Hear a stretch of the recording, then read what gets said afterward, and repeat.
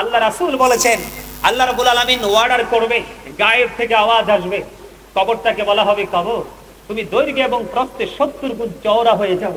কবরটার সঙ্গে সঙ্গে দৈর্ঘ্য এবং প্রস্থে 70 গুণ চওড়া হয়ে যাবে। সে সে বলবে যে ফেরেশতারা যখন তার কাছে আসবে, মানে এটা আমাদের মধ্য থেকে কেউ না কেউ হবে আল্লাহর প্রিয় দিদারপ্রাপ্ত বান্দা। সে কি বলবে জানেন? কয় কয় আমার আরেকবার আমার এই পৃথিবীতে ফিরে যাওয়ার সুযোগ করে দাও না। কয় না, সুযোগ তো আর নাই। তো তুমি কেন যেতে চাও? জানি যার জান্নাত আর কি, দেখেন তার জন্য কবরটাও কত নিয়ামত, ফিউচারটাও তার জন্য একেবারে 100% ব্রাইটনেস হয়ে গেছে। কারণ সে তার মনে সবসময় একটা প্রত্যাশা ছিল, যে যাই বলো ভাই আমি আমার সোনার হরিণ চাই, আমি পৃথিবীতে যেমন ভাবে কাটাই না কেন কিন্তু আমি ওপারে যেন ভালো থাকি। এটা কিন্তু মুমিন সবসময় চিন্তা করে। এখন ওনাকে উনি বলতেছে যে আমাকে আবার পৃথিবীতে ফিরে যেতে দাও না। তো কেন? কয় আমার আপন স্বজন কান্দে, তার সাথে একটু দেখা করব। কয় না, তোমার আর ফিরে যাওয়ার কোনো সুযোগ নেই, বরং তুমি আজকে নতুন পরের মতো ঘুমিয়ে যাও। যেদিন তোমার মালিক ডাকবে সেদিনই তুমি আবার জেগে উঠবে। আপনি জানেন আজকের জান্নাতের বাগান কত বড় নিয়ামত? এই আজকে আপনাদের এটা এই আচার পাশ আজকে রহমতের ফেরেশতারা বেষ্টনী দিয়ে রেখেছে।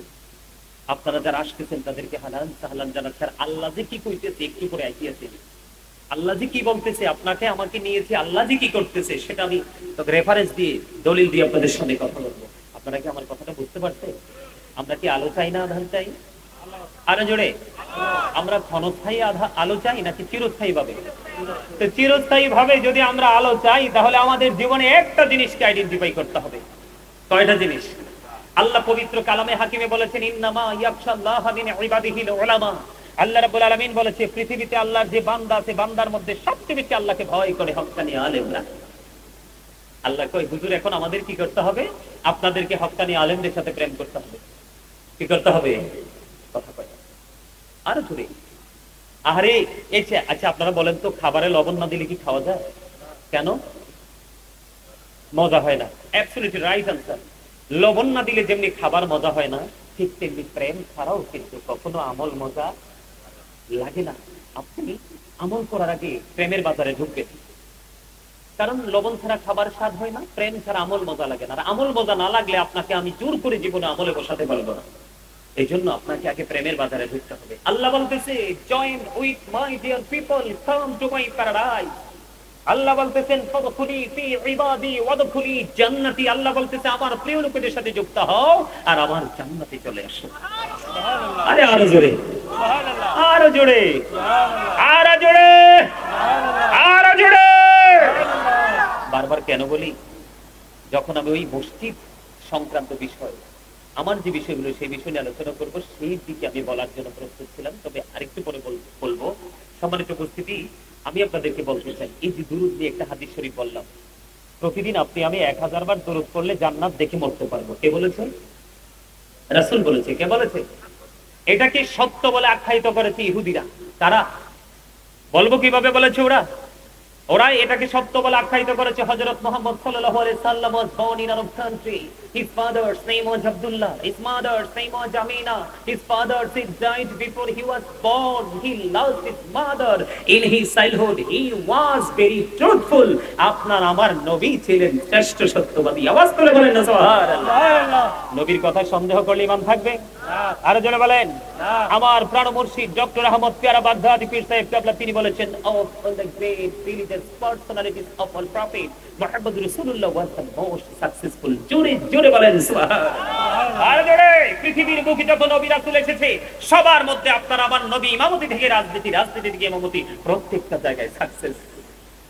আপনারা আরো বেশি খুশি হবেন। আমি সবসময় বলি I am very successful person, তার কারণ আমি আখিরি নবীর উম্মত হতে পেরেছি। এটা হচ্ছে আমার জীবনের সবচেয়ে বড় নিয়ামত। তার কারণ হলো আমেরিকার গবেষক মাইকেল এইচ হার্ট তিনি 100টা প্রভাবশালীর তালিকা করেছেন। কত? 100 জন প্রভাবশালীর তালিকা করেছেন। তিনি ওখানে উল্লেখ করেছেন, তিনি বলেছেন the 100 a ranking of the most influential person in the history। আওয়াজ করে বলেন সুবহানাল্লাহ। আরো জোরে বলেন না সুবহানাল্লাহ। আরো জোরে। একটু নিয়ামতের ঘন্টা বাজার পরেও আমরা নিয়ামত পর্যন্ত পৌঁছাতে পারছি না। তার কারণ ওই যে বলেছি, আল্লাহ বলতেছে তোমরা আমার জিকির করো, আর আমরা জিকির করছি কোনটা? দুনিয়া। কার? আমি জিকির একটু পরে আসছি, দুরুদ আগে শেষ করি। দুরুদে আপনার পক্ষে তো বন্ধুরি আমার, জুমার দিন কেউ যদি রাসূলকে ভালোবেসে মাত্র ৮০ বার দুরূদ পড়তে পারে, এই মেলবাড়ি পূর্ব পাড়া, এই গ্রামের আমার ভাই বাবার, আমার আপন স্বজন, পাড়া পড়শি, বিশেষ করে এখানে আমার অনেক চাচি, দিদি, দাদু, ফুফু রয়েছেন আশেপাশে, সবাই আমার আত্মীয়। এখানে কিন্তু কেউ আমার পরনা, ঠিক কিনা বলেন? এই গ্রামের আকাশ বাতাসে আমি বড় হয়েছি। ও বন্ধু, আজকে আপনাদের পায়ে ধরে আমি বলছি, আমি আমার মা বোনদেরকে দেখে দেখে বলছি, হৃদয়ে খুলে শুনো, আমার নবী জানিয়ে দিয়েছেন, কেউ যদি প্রতিদিন প্রতিদিন, এরা এক হাদিসের মধ্যে এসেছে, আমার রাসূল বলেছেন, কেউ যদি প্রতিদিন রাসূলকে ভালোবেসে মাত্র ১০০০ বার যদি দুরূদ পড়তে পারো রে, জান্নাত না দেখা পর্যন্ত তোমার মরণ হবে না। আর জুমার দিনের ফজিলত সম্পর্কে রাসূল বলে দিয়েছেন, কেউ যদি রাসূলকে ভালোবেসে প্রতি জুমার দিনে মাত্র ৮০ বার যদি দুরূদ পড়তে পারে, আল্লাহ রাব্বুল আলামিন খুশি হয়ে তার ৮০ বছরের সগীরা গুনাহ মাফ করে দেয়। এখনকার মানুষ কিন্তু ৮০ বছর বাঁচে না, কিন্তু নেয়ামতটা ৮০ বছরেরই পেয়ে যায়। তাহলে এখানে এখানে এই প্রেমে পড়লে লাভ না লস? অনেক বেশি ভালো লাগে সোনার মদিনা, লাগবে তো কেন সেটাই শাহী মদিনা। অনেক বেশি ভালো লাগে সোনার মদিনা, বলে অনেক বেশি ভালো লাগে সোনার মদিনা, লাগবে তো কেন সেটাই শাহী মদিনা, লাগবে তো কেন সেটাই শাহী মদিনা। আপনারা গজল গাইতে পারেন না? আমি কিন্তু একজন রাইটার, আপনারা জানেন। আমার কিন্তু বই লেখা পুরো কমপ্লিট, শুধু পেয়েছে দিব আর প্রকাশিত হবে। আলহামদুলিল্লাহ বলেন না? আরো জোরে বলে। আমি অনেক হাম, নাচ, ইসলামী সঙ্গীত, দুরুদের কাসিদা, জিকিরের কাসিদা অনেক লিখেছি। আল্লাহ আমাদের কলম ধরার ক্ষমতা দিয়েছে। আমিন বলেন না? আরে আরো জোরে। আপনারা চাইলে কিন্তু আমি মাঝে মাঝে গজল শোনাবো। আমার চাচি, জেঠি যারা আছে, ফুফুরা, দাদিরা যারা আছে, ওদের আব্বা ওয়াজ যেমনই করে, সুলেমান যেন গজল গায়। মানে আমি তাদের কাছে সেই ছোট্টই রয়ে গেছে। আমি চাই চির জীবন তাদের কাছে সেই ছোট্টই থাকি। আমি এখানে বড় হতে চাই না, বড় হতে চাই না। ঠিক কিনা বলেন? আরে আরো জোরে।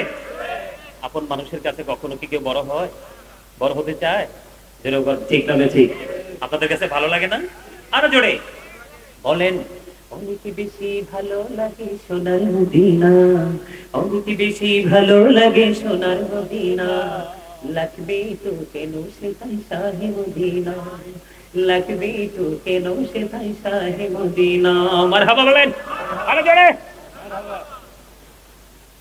এবার বন্ধু, জিকির যখন করেছিলাম, জিকিরের সময় আপনাদেরকে দেখেছি অত্যন্ত দুর্বল রূপে অনেককে জবানটা বন্ধ রেখেছেন। আল্লাহর হাবিব সরকারি মদিনা তিনি বলেছেন, জিকির দুই ভাবে করা যায়। দিকে তাকান। জিকির কয় ভাবে করা যায়? দুই ভাবে করা যায়। একটা হলো জবান, আর একটা হলো অন্তর।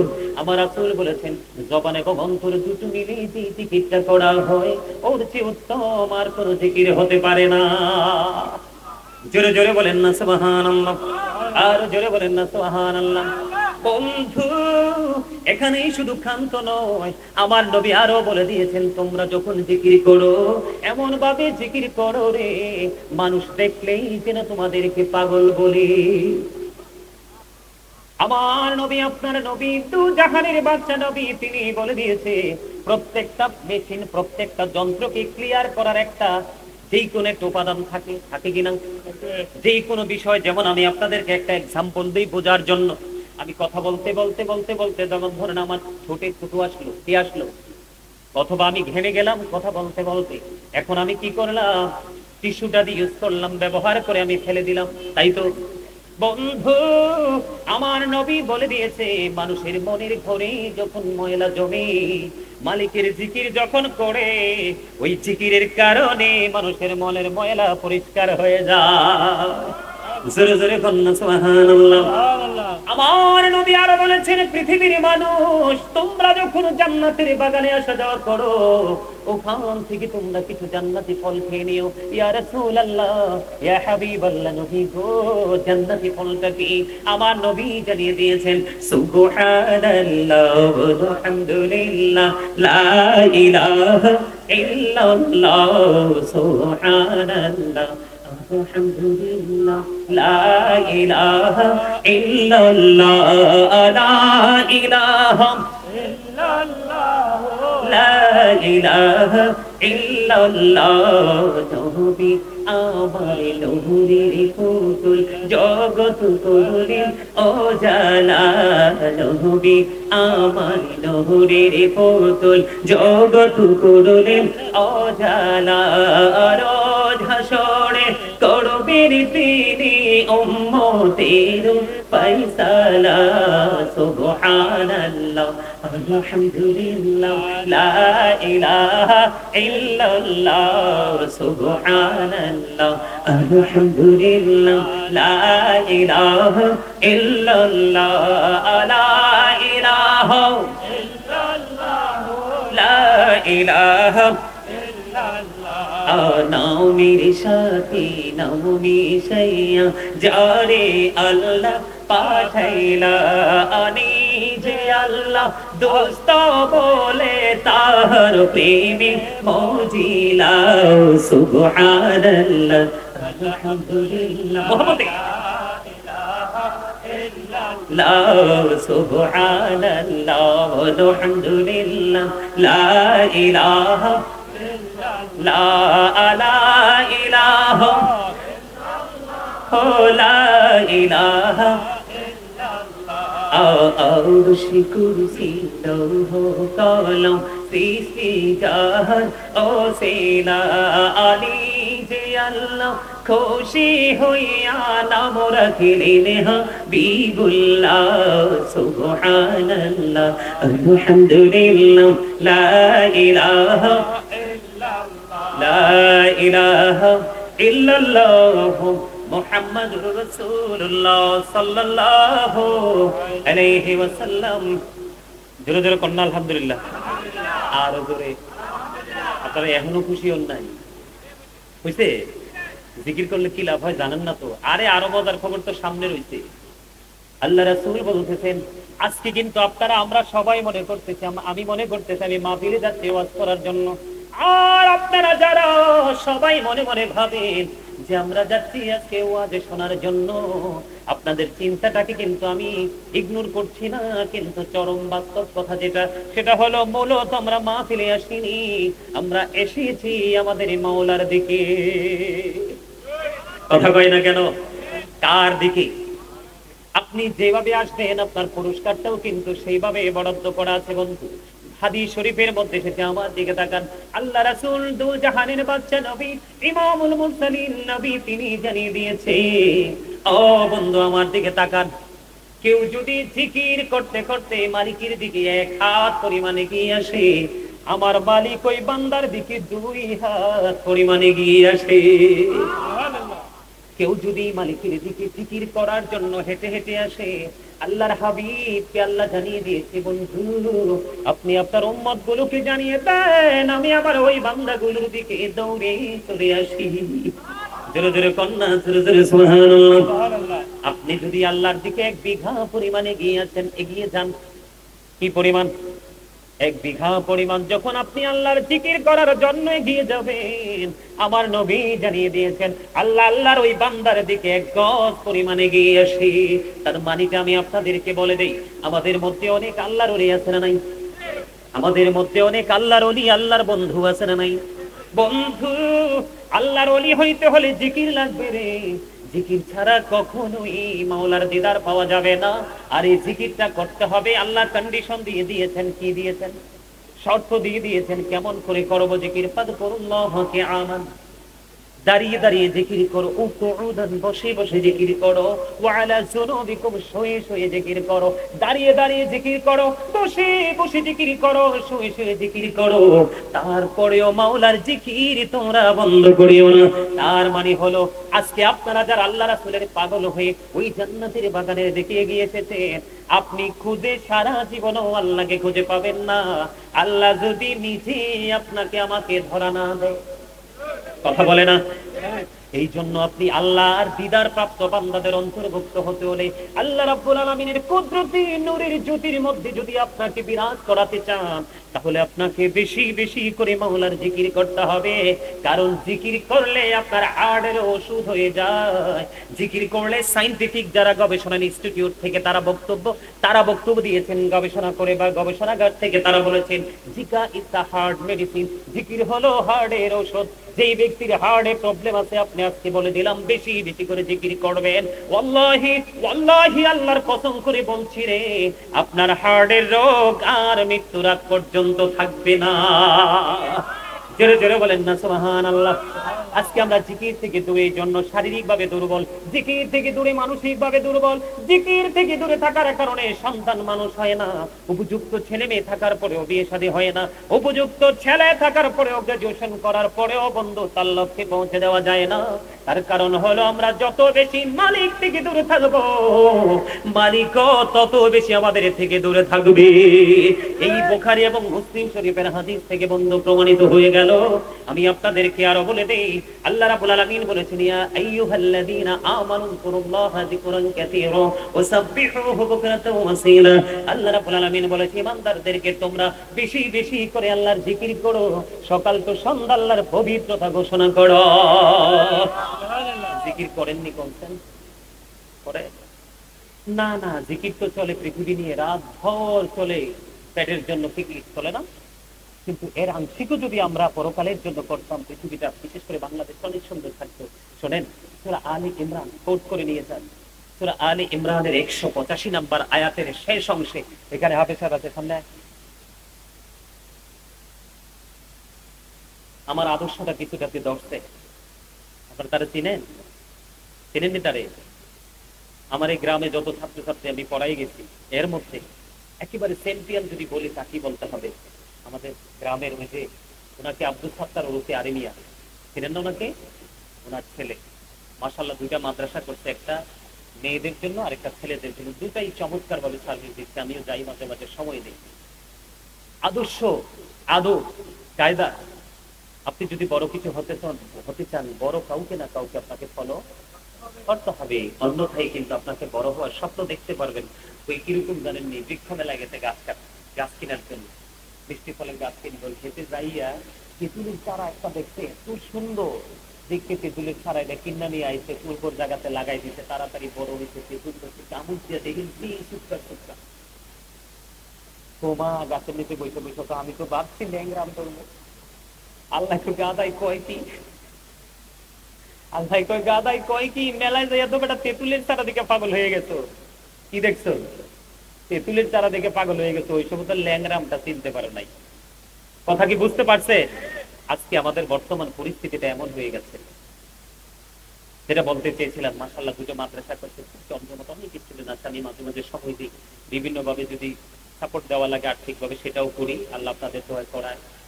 তো তারে আনছি, কোরআনে হাফেজ হয়েছে, যেমনি হাফেজ হয়েছে তেমনি তার মধ্যে যথেষ্ট আদব কায়দা আমি যেভাবে তাদেরকে শিখিয়েছিলাম মোটামুটি ধরেছে। আমি তার জন্য দোয়া করি। আর আপনারা দেখবেন আল্লাহ যদি বাসা আজকে আপনাদের সামনে বললাম, একদিন অনেক বড় একটা জায়গা যাবে। আমিন বলেন না? আরে আরো জোরে বলেন না? আমরা আসলে কিন্তু কাছের মানুষকে ভালোবাসতে জানি না, বিধাই কিন্তু আমাদের একটু সমস্যা আছে। আছে কথা বলে না? আছে না? তো যেটা বলতে চাইছিলাম, হাফেজ সাহেবের সামনে আনছি, হাফেজ সাহেব ভুল হইলে কিন্তু বইলা দিয়ে না, পারে ভুল ত্রুটি হইতেই পারে, বলে উঠতে কেউ না। কোরআন শরীফ সূরা আলে ইমরানের 185 নম্বর আয়াতের শেষ অংশে আল্লাহ বলেছেন অমাল হায়াতুদ দুনিয়া ইল্লা মাতাউল গুরুর। এই দুনিয়ার জীবনটা, এই জিন্দেগিটা একটা ধোঁকা, এটা একটা প্রতারণা। এটা হলো কোরআন শরীফ সূরা আলে ইমরান। এবার আপনাদেরকে নিয়ে যাব আমি কোরআন শরীফের 19 পারা। সূরার নাম হলো সূরা শুআরা। সূরা শুআরার 88 নম্বর আয়াত এবং 89 নম্বর আয়াত আল্লাহ বলেছেন ইয়াউমা লা ইয়ানফাউ মালু ওয়ালা বানুন। আল্লাহ কি কোন, আপনার ধন সম্পদ সন্তান সন্ততি উপারে কোনোটাই নাকি কাজে লাগবে না। কি লাগবে না? কোনোটা কাজে লাগবে না। তাহলে আপনারা বলে আজকে যারা মাহফিল ত্যাগ করেছে, পৃথিবীর জন্য ব্যস্ত আছে, তারা কি আপনারা বলেন জ্ঞানী নাকি গানহীন? তারা গানহীন না? অবশ্যই গানহীন। 365টা রাত্র আছে, কয়টা? কথা বলে না? 365টা রাত্র আছে, আজকের একটা রাত্র আপনি উৎসর্গ করতে পারলেন না, আবার নিজেকে মুসলমান হিসেবে দাবি করে। আফসোস, এই জন্য আমি আপনাদেরকে বলতে চাই, আমরা কিন্তু যেটা রং সেটা করতেই বেশি পছন্দ করি, যেটা রাইট সেদিকে আমরা যেতে চাই। আমরা দেহের সাথেও তো জুলুম করছি, সব দিকে আমরা জুলুম। জিহ্বায় টেস্ট লাগলে কিন্তু আমরা বেশি খাই, কিন্তু জিহ্বাটাতে একটু তিতা লাগলে খাই না, কিন্তু তিতাটাই ভিতরে গেলে অর্গানগুলোকে একটু ক্লিয়ার করে করে কি করে না? আরো জোরে বলেন না। তাহলে আমাদের জিকির করা দরকার নাকি দুনিয়ারটা করা দরকার? অবশ্যই দুনিয়ারটাও করব, করব না কেন? আমি আমার জন্য করব, সন্তানের জন্য করব, বাবা মার জন্য করব। কারণ আল্লাহ রাসূল বলেছেন, তুমি ইন্তিকালের পরে যেন তোমার সন্তান ভিক্ষুকের মতো কারো কাছে হাত পাততে না হয়, ওইভাবে সন্তানকে রেখে যাও, কিন্তু সুদ খাইয়া ঘুষ খাইয়া না, পরের হক মেরে না, হালাল উপার্জন দিয়ে। কেননা আপনি যদি হালাল উপার্জন করতে না পারেন, হাফিজ সাহেব আয়াত ঠিক আছে তো, যদি আপনি হালাল উপার্জন করতে না পারেন, আমার দিকে তাকান, বিপদে পড়ে যাবে। হাদিস শরীফের মধ্যে এসেছে, আল্লাহ রাসূল বলেছেন, লা তাকবালু সালাতুন বিগাইরি তুহুর ওয়ালা সাদাকাতুন মিন গুলুল। পবিত্রতা ছাড়া ইবাদত কবুল হয় না, আর হালাল উপার্জন ছাড়া দান সদকাও কবুল। তাহলে জীবনটা কি একবারে নষ্ট হয়ে গেল না? কথা কয় না। এই নষ্ট জীবন থেকে ফিরে আসার জন্য আপনার জীবনে একজন উপদেষ্টা লাগবে, সেটা হবে হক্কানি আলেম। আল্লাহ রাসূলের আদর্শ যার সিনায় আছে, ওই সমস্ত আলেমের সাথে যুক্ত হন, তাহলে দেখবেন আপনার জীবনটা কি হয়ে যাবে, ধন্য হয়ে যাবে। বন্ধু আমার দিকে তাকান। আপনারা মনে মনে ভাবতে পারেন, বলে হুজুর জিকিরটা কোন জিকির, কি জিকির কি আমরা তো বুঝতে পারিনি। জিকির হলো আরবি শব্দ। জিকির কি? কথা বলে না, নানা জোরে কন্যা কদ্দুর। আমি আপনার ভাই খুশি হয়েছি, হ্যাঁ জোরে কোন, হাসি দিয়ে কোন। জিকির কি শব্দ? আর এই কথা কামে লাগবো, আরবি শব্দ। ইংলিশ এটাকে বলা হয় রিমেম্বার, বাংলাতে বলা হয় স্মরণ। এই যে জিকির, জিকির সুবহানাল্লাহ বলা জিকির, আলহামদুলিল্লাহ বলা জিকির, লা ইলাহা বলা জিকির, আল্লাহু আকবার বলা জিকির। সৎ কাজের জন্য কাউকে ডাকা, এটাও জিকির। অসৎ কাজের জন্য বারণ করা, এটাও জিকির। ও বন্ধু, নামাজ মাওলার জিকির, হজ মাওলার জিকির। নামাজ হলো জিকিরের জলসা, কারণ এটা একই জায়গায় দাঁড়িয়ে এবং বসে সম্পূর্ণ করা হয়। যেই জিকিরটা একই জায়গায় দাঁড়িয়ে বসে সম্পূর্ণ করা হয়, এটাকে বলা হয় জিকিরের জলসা। বিভিন্ন জায়গা পরিদর্শন করে যেটা সম্পূর্ণ করা হয়, এটাকে বলা হয় মাওলার জিকিরের জুলুস। সুবহানাল্লাহ। একটু মজা লাগলো না? মজা লাগে নাই? আরো জোরে। কার কার কাছে মজা লাগছে হাত তোলে। মজাটা কি দেহে লাগছে না রুহে লাগছে? আরো জোরে। যদি মজাটা রুহে লাগিয়া থাকে, তাহলে বলবো ইউ আর গ্রেট এভরিবডি। আলহামদুলিল্লাহ বলেন। আরো জোরে। অসুস্থ মানুষের মতো আলহামদুলিল্লাহ।